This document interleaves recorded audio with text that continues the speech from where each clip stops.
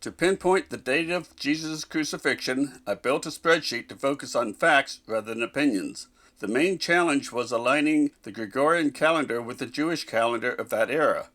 Evidence indicates that the Good Friday tradition does not match the historical data. See the description below for a link to this tool. This is a sample alignment of Nisan with today's calendar. The Jewish month started with the new moon, which was often seen after dark, marking the start of the next day. As a result, the new moon typically appeared one day before the beginning of the month. First, the 30 days of the Jewish month were mapped out, noting that some months consist of only 29 days. The corresponding Gregorian dates were then added. To specify key dates related to the crucifixion, several highlights were included. The 15th of Nisan was marked in yellow as a day associated with the crucifixion. The following day, considered a high Sabbath, was highlighted in blue. The Jewish seventh day of the week, or Saturday, was also designated as a Sabbath, and both of these Sabbaths were classified as no work days.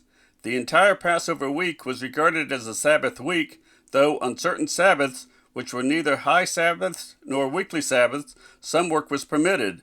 These were highlighted in lighter blue. Jesus' resurrection was on Sunday and was indicated in green.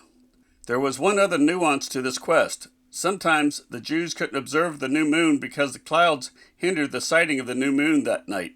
Thus, I added an additional calendar that shifted the start of the month by a single day. This will be seen later. The primary challenge encountered during this endeavor was constructing a comprehensive table of Gregorian dates spanning from the present day to the era of Jesus. To enhance the scope, I extended the data from 1 AD to 2025, allowing one to readily validate if the weekday is correct in the year 2025. Given that Excel does not support date calculations prior to January 1, 1900, I employed formulas to replicate the cyclical structure of the Gregorian calendar, accurately accounting for leap years where necessary. I added two validation columns. Here, one can see that there are either 365 or 366 days in every year. And here, one can see that February 29th only appears in valid leap years. Last, one can see that every weekday is in sequential order, except for the first row, which couldn't be checked. Note that only this column is a formula because too many calculations bog down Excel to an excessive level.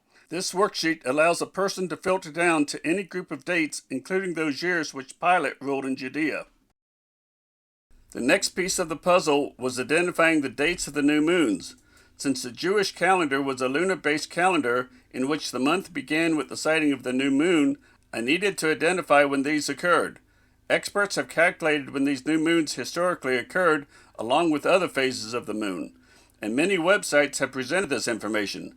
Most of these websites don't go back to the relevant years, but a few go back to when Pilate ruled in Judea. One website, stellafane.org, presented the information in a useful format as it provided every new moon for the entire year rather than a single month. However, I noticed that the website had miscalculated the weekday, so I couldn't use its weekdays. Instead, I parsed out the other information and populated the weekday from the earlier dates table. And I included both the Gregorian dates and the Jewish month and year. Note that the Jewish calendar occasionally had a month called Adar 2, which is the 13th month when appropriate. A few of them appear in this table. Since I wanted to include all years that a person could suggest as Jesus' crucifixion year, I included the new moons for every year between 26 and 40 AD. With these two key pieces of information, I could build the alignment calendar mentioned previously. To simplify the year selection, I used drop-down lists for both the year and the Jewish month, prefixing the month number since they are not alphabetical. The first step was to identify the weekday of the new moon and place its icon on the calendar, along with the Gregorian date. The second step was to identify the start of the Jewish month. As a reminder, the new moon could occur in daylight hours, so the start of the Jewish month could be offset based upon the time of the new moon and the start of the daylight hours. Only those new moons which occurred between midnight and the start of the daylight hours would have the Jewish month start with the occurrence of the new moon. In 26 AD, the start of the month was not offset.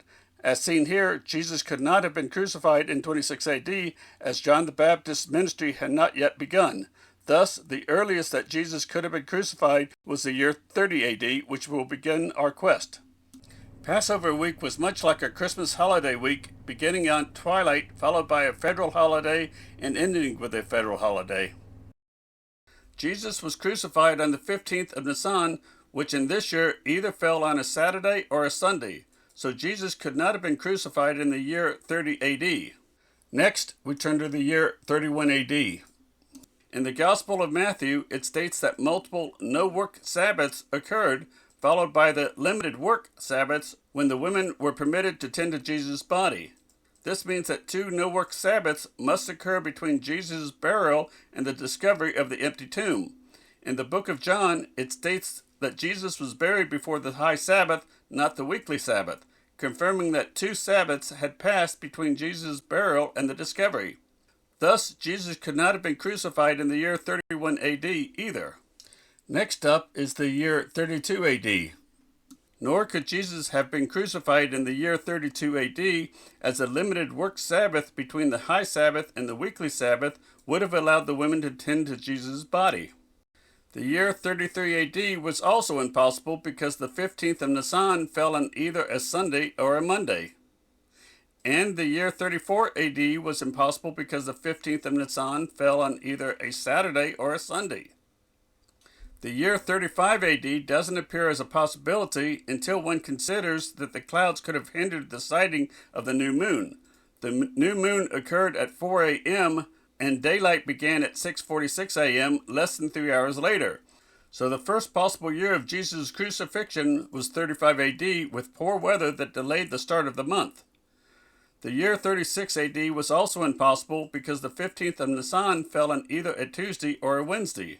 And while the year 37 AD is considered by scholars to be unlikely, the evidence shows that it was impossible since the 15th of Nisan fell on either a Sunday or a Monday.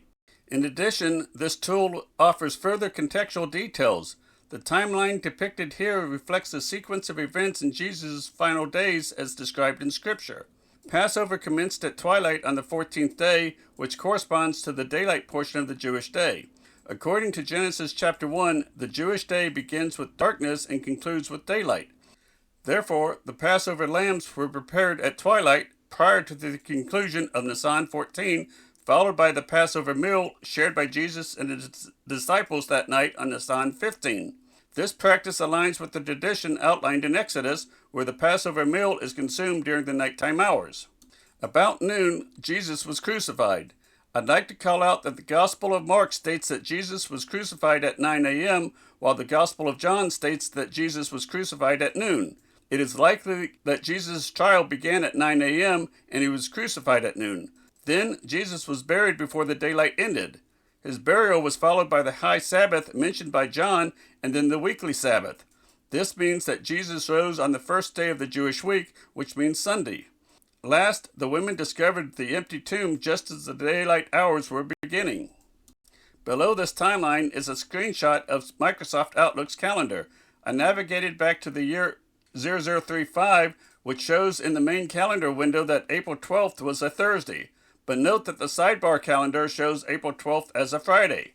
This is because the sidebar invokes the schedule and event routine, which limits the dates to 1900 or later. When a person clicks on the sidebar, the main calendar window will update to 1935. This is just a confirmation that the dates table correctly identified April 12, 35 AD as a Thursday. As an added benefit, this tool allows a person to explore any month within the years 26 AD to 40 AD. The other Jewish annual Sabbaths, like Pentecost and those in the 7th month, are also shown in the calendar. But there are 2 cautionary notes that must be mentioned. The calendar might omit certain days of the month depending upon which weekday it begins. For example, in the year 34 AD, the new moon occurred on Friday but was sighted on Saturday. But in the weather-delayed calendar below, the month started on Monday in the 2nd row. Thus, only 28 days could be displayed in the calendar. Another issue is that the Jewish months could have 29 or 30 days, depending upon when the new moon was sighted, but the calendars show a maximum of 30 days. This finding raises a question. In Exodus, the first Passover high Sabbath was on the 15th, but in Jesus' time it was celebrated on the 16th, likely due to changes in the Jewish customs. While a definitive answer is uncertain, this timing fulfilled Jesus' prophecy of 3 days and nights in the grave. Only the year 38 AD also met the criteria of 2 consecutive no-work Sabbaths, but this was after Pilate's tenure.